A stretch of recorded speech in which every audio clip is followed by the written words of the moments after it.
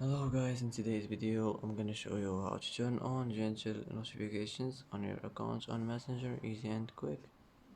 First, click on these three lines here and now click settings and now click notifications and sounds. Here you will find customized notifications, click on it. Here as you see you will find gentle notifications, click on it like this and click OK. That's it, it will be turned on, and that's it for today. And that's it for today's video. If you like this video, don't forget to like and don't forget to subscribe. I hope this video is helpful for you, and thanks for watching until the end, and see you in the next video.